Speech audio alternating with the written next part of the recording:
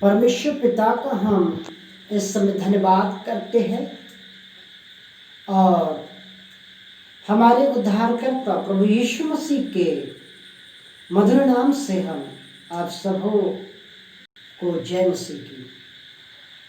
यीशु मसीह के नाम से हम आपका हमारे 24 घंटा प्रेयर टावर मिनिस्ट्री में और हमारे YouTube चैनल में हम आपका स्वागत करते हैं।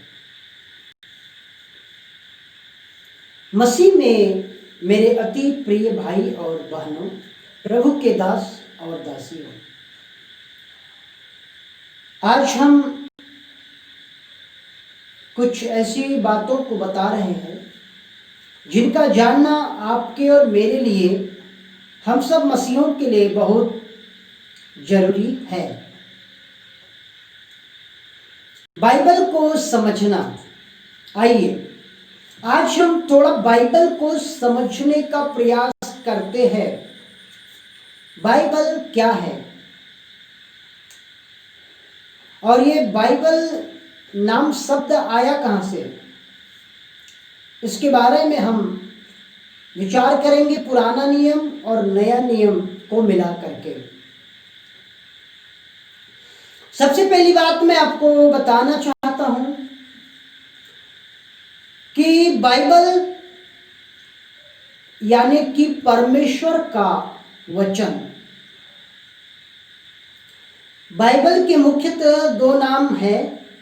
नंबर 1, पुराने नियम के संतों ने बाइबल का नाम रखा है व्यवस्था की किताब। व्यवस्था की किताब। नया नियम के संतों ने बाइबल का नाम रखा है परमेश्वर का वचन। परमेश्वर का वचन। पुराने नियम में इसका नाम है व्यवस्था की किताब। नया नियम में बाइबल का नाम है परमेश्वर का वचन।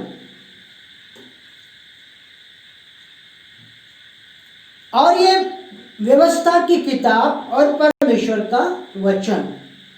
व्यवस्था का मतलब होता है कानून, एक नियम जो मानव जाति के लिए होते हैं। जैसे कि आप सभी जानते हैं कि हर देश अपने अपने कानून और नियम के दायरे में रह कर के चलता है, चलाया जाता है। हर देश का अपना एक संविधान होता है। हर देश के अपने रूल्स और कानून होते हैं जिनको आम जनता को पालन करना होता है। उसी प्रकार से बाइबल है जो कि एक जिंदगी की किताब है जिसका पालन करना आपका और मेरा कर्तव्य है। हमारा भारत देश भारतीय संविधान से चलता है और हर देश अपने अपने संविधान से चलते हैं और वहाँ के नियम कानून जनता को मानना होता है। वैसी प्रकार से आपके और मेरे जो जिंदगियाँ है, मसीह जिंदगियाँ, विश्वास की जिंदगियाँ, हमारी आत्मिक जिंदगियाँ इस बाइबल से चलती है। मेरे भाई और बहनों, बाइबल का आदर करें, बाइबल का सम्मान करें। बाइबल को कहीं पर भी उठा के बिल्कुल ना रखें, एक सही सुरक्षित जगह में रखें, पहली बात। दूसरी बात, जब आप बाइबल पढ़ते हैं तो आप उसे धरती में नीचे मंडाए ना, उसको अपने गोद में रखें। ये मैं आज आपको बहुत ही जनरली बातें बताना चाहता हूं जो कि अति आवश्यक है। बहुत बार आप और मैं लंबा लंबा प्रचार सुन के आदी बन चुके हैं, इसलिए ये सब बातें आपको शायद ऐसा अच्छा नहीं लगेगा। बोलिए पास्टर बहुत पुराने बताता है, ये सब तो हमको बचपने से मालूम है। परंतु आप बिल्कुल ऐसा न सोचिए। कभी कभी ये सब बातें हम नज़रअंदाज करते हैं जिनका मसीह जीवन में बहुत महत्व होता है। इन महत्वों को आप जरूर से समझें। दूसरी बात, बाइबल की इज्जत करें, उसका आदर करें, बाइबल को सही स्थान में रखें, बाइबल को पढ़ते समय नीचे ना रखें। और जब आप बाइबल को पढ़ते हैं तो उसके पन्नों को लगा के कभी ना पलटाए। प्लीज़ आपसे मेरा अनुरोध है, बहुत से मेरे भाई बहन माता लोग और मेरे बहुत से मसीह लोग करते हैं, जिन्हें बड़ा दुख होता है हमको ऐसा देखने से। तो आप बाइबल को बिल्कुल भी थूक लगा कि उसके पन्ने ना पलटे, ये और किताबों से इसकी तुलना ना करे, ये भी बात ध्यान देवे। कई बार हम कंपेयर करते हैं ना एक दूसरों के साथ में। परमेश्वर के वचन को इसके साथ उसके साथ जोड़ने की, मिलावट करने की कोशिश ना करें, ठीक है। जैसे हीरा किसी से नहीं मेच खा सकता, चांदी सोने से मेच नहीं खा सकती, और सोना हीरे से नहीं। और भी ऐसे बहुमूल्य धातु है जो आपस में एक दूसरों से मेच नहीं खाते, सबका अपना अलग अलग महत्व है। और आप समझ रहे हैं इस बात को कि मैं बोलना क्या चाह रहा हूं। बाइबल का अपना अलग महत्व है, हालेलुया। बाइबल की अपनी अलग मिसाल है, उसने अपना अलग ही रुतबा बना के रखा है, और उस रुतबे को आप और मेरा काम है कायम रखना, संभाल के रखना। आपका और मेरा उत्तरदायित्व है, एक जिम्मेदारी है कि परमेश्वर ने जो तोड़े हमें दिया है उसको हम संभाल के रखे, अच्छे से रखे। चलिए जल्दी से बाइबल को समझते हैं। ये बातें रही, आगे और आप देखिए। पुराना नियम जो है वो मुख्यतः इब्रानी भाषा में लिखा गया है। पुराना नियम मुख्यतः इब्रानी भाषा में लिखा गया है। कुछ छोटे छोटे हिस्से हैं, कुछ छोटे छोटे हिस्से जो अरामी भाषा में से लिया गया है। बाइबल शब्द का जो यूनानी में जो शब्द आया है बाइबल के लिए, यूनानी भाषा में जो उसका उच्चारण आया है वो है बिब्लास। बाइबल का जो यूनानी भाषा में आया है वो बिब्लास, बिब्लास शब्द से लिया गया है।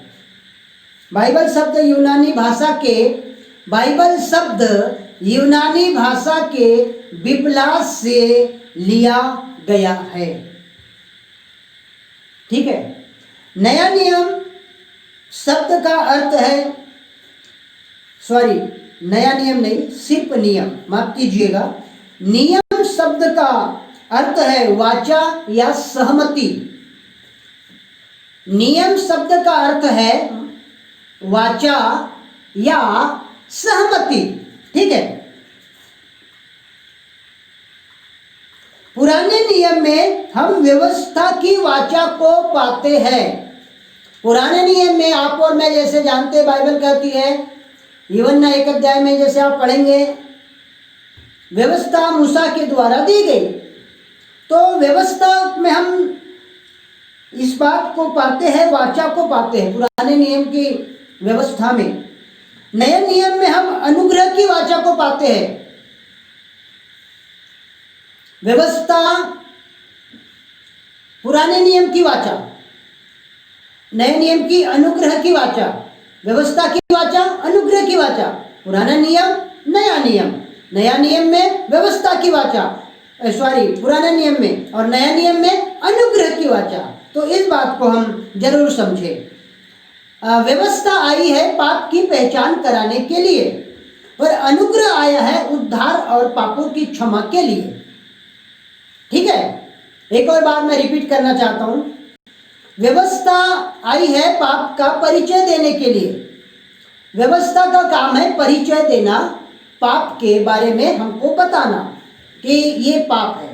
पर नया नियम का अनुग्रह आया है यीशु से जोड़ने, उद्धार और अनंत जीवन देने के लिए। चलो ठीक है, यहां तक आप समझ रहे हैं। यदि ऐसी कोई भी बातें रहे तो आप प्लीज जरूर से कमेंट में हमें बताएं। कोशिश करेंगे प्रभु की ओर से कि आपके उत्तर आपको मिल सके।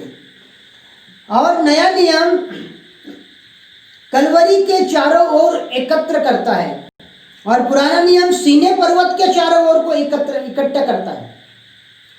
पुराना नियम सीने पर्वत के चारों क्षेत्र को एकत्रित करता है, पर नया नियम जो है वो कलवरी यीशु के बलिदान वाले स्थान को जोड़ता है, ठीक है। पुराने नियम का आरंभ परमेश्वर से होता है, उत्पत्ति 1 का 1।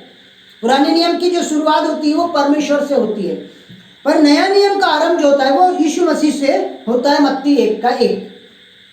ठीक है, नया नियम का आरंभ यीशु मसीह से, पुराने नियम का आरंभ परमेश्वर से, उत्पत्ति 1 का 1 और मत्ती 1 का 1। पुराने नियम की पुस्तकें इस प्रकार से है। व्यवस्था की 5 किताबें हैं। उत्पत्ति से व्यवस्था विवरण तक मूसा की 5 किताबें मानी जाती है। इतिहास 12 है, इतिहास 12 है। काव्य 6 है और भविष्यवाणी 16 है। बड़े नबी 4 है और छोटे नबी 12 है, कुल मिला के 16 नबी जो है, भविष्यवाणी या जो है वो 16 है। बड़े नबी 4 और छोटे नबी 12। ठीक है, आप यहां तक समझ गए। आगे और मैं आपको बाइबल को समझाता हूं जल्दी से। नया नियम सुसमाचार 4 है। नया नियम को समझेंगे, नया नियम में हम आते हैं तो सुसमाचार की पहली 4 किताबें कही जाती है, जो कि मत्ती से यूहन्ना रचित सुसमाचार तक हमको देखने को मिलता है। इतिहास 1 है, पुराने नियम में भी इतिहास है, वो 1 है। भविष्यवाणी 1 है। 21 पत्रियां है जो पौलुस के द्वारा लिखी गई है। कुल मिला के 21 पत्रियां है, उसमें 13 पत्रियां संत पौलुस के द्वारा कही गई है, पर जो सामान्य पत्रियां है वो 8 है। कुल मिला के 21 है, 8 सामान्य है और 13 जो है वो पौलुस के द्वारा है। तो इस प्रकार से ये बाइबल की शुरुआत होती है। प्रभु यीशु मसीह ने पुराने नियम की 22 पुस्तकों का संदर्भ दिया है नया नियम में। मतलब नया नियम में यीशु मसीह के द्वारा कहे जाने वाले पुराने नियम के 22 किताबों में से उन वचनों को यीशु ने दोहराया है नया नियम में। चलिए कहाँ कहाँ कितनी बातें पुराने नियम की बताई गई हम आपके सामने रखना चाहते हैं। मत्ती में 19 बार पुराने नियम की बातें मत्ती में 19 बार प्रभु यीशु के द्वारा कही गई है। मरकुस में 15 बार और लूका में 25 बार और यूहन्ना में 11 बार, यानी 4 सुसमाचार में यीशु मसीह के द्वारा बताई गई हुई बातें मत्ती में 19, मरकुस में 15, लूका में 25 और यूहन्ना में 11। इस प्रकार से पुराने नियम के संदर्भ को यीशु ने इन सुसमाचार में लिया। और आगे इब्रानियों की पत्री में पुराने नियम का जो उल्लेख है वो 25 बार है। इब्रानियों की जो पत्री है उसमें जो पुराने नियम का जो संदर्भ लिया गया वो 25 बार लिया गया है। प्रकाशित वाक्य में पुराने नियम का जो उल्लेख है वो 245 बार है। बताइए, कई बार बोलते हैं ना कि वो पुराना नियम था, ये नया नियम है, हम पुराने नियम में नहीं, हम नए नियम में हैं। मेरे भाई और बहनों, बाइबल तो बाइबल ही है ना, चाहे नियम पुराना हो या नया, नियम नियम कहलाता है कि नहीं? बताइए।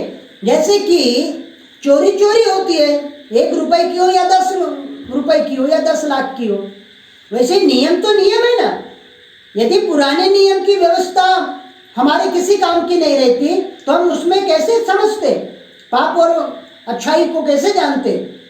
परंतु यीशु मसीह ने जो संदर्भ पुराने नियम के इतने बार लिया, अब बताइए प्रकाशित वाक्य में सबसे ज्यादा बार है, 245 बार। तो इस प्रकार से हम बाइबल को देखते हैं। 12 प्रमुख स्थानों को केंद्र बिंदु मानकर पुराने नियम का इतिहास लिखा गया है। 12 प्रमुख स्थानों को केंद्र बिंदु मानकर पुराने नियम का इतिहास लिखा गया है। जल्दी से मैं आपको बताता हूं। अदन नंबर 1, नंबर 2 अरारा, नंबर 3 बाबेल, नंबर 4 ऊर देश, नंबर 5 कनान, नंबर 6 मिस्र, नंबर 7 सीने, नंबर 8 जंगल, नंबर 9 कनान, नंबर 10 असीरिया, नंबर 11 बाबुल देश और नंबर 12 कनान।